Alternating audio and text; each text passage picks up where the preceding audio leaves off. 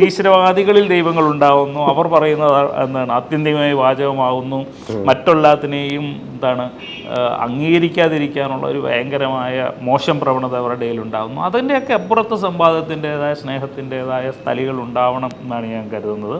പക്ഷേ പുതിയ കാലത്ത് അതുണ്ടായി വരുന്നതിൻ്റെ കാരണം യഥാർത്ഥത്തിൽ മതങ്ങളോടുള്ള വിയോജിപ്പ് തന്നെയാണ്. പിന്നെ പുതിയകാല നിരീശ്വരവാദം ഭയങ്കരമായ ഹിന്ദുത്വവാദത്തോടൊപ്പം നിൽക്കുകയും അതിനെ പ്രൊജക്റ്റ് ചെയ്യാൻ ശ്രമിക്കുകയും ചെയ്യുന്നതായിട്ട് നമുക്ക് അറിയാം. പ്രത്യേകിച്ച് ഈ നിരീശ്വരവാദത്തിൻ്റെ പ്രവാചകന്മാരായി നിൽക്കുന്ന ചിലർ അതിഭയങ്കരമായ ഹിന്ദുത്വവാദികളും മറ്റ് രണ്ട് മതങ്ങളും, ഇസ്ലാമും ക്രിസ്ത്യാനിറ്റിയും വളരെ മോശവും ഹിന്ദുമതം മാത്രം ഭയങ്കരമായ മനോഹരമാണെന്ന് സ്ഥാപിക്കാനും അത്തരത്തിലുള്ള രാഷ്ട്രീയ ഹിന്ദുത്വത്തെ പ്രചരിപ്പിക്കാനും, ഹിന്ദുമതം മോശമാണെന്ന അർത്ഥത്തിലല്ല ഞാൻ പറയുന്നത്, ഹിന്ദുമതത്തിൻ്റെ ആശയങ്ങൾ അതിമനോഹരവും ഒരുപക്ഷെ മറ്റ് രണ്ട് മതങ്ങളെക്കാൾ ഉജ്ജ്വലവുമാണെന്ന് വിചാരിക്കുന്ന ഒരാളാണ് ഞാൻ. പക്ഷേ അതേ സമയത്ത് രാഷ്ട്രീയ ഹിന്ദുത്വത്തെ പ്രചരിപ്പിക്കാൻ അവർ പലരും ശ്രമിക്കുന്നു.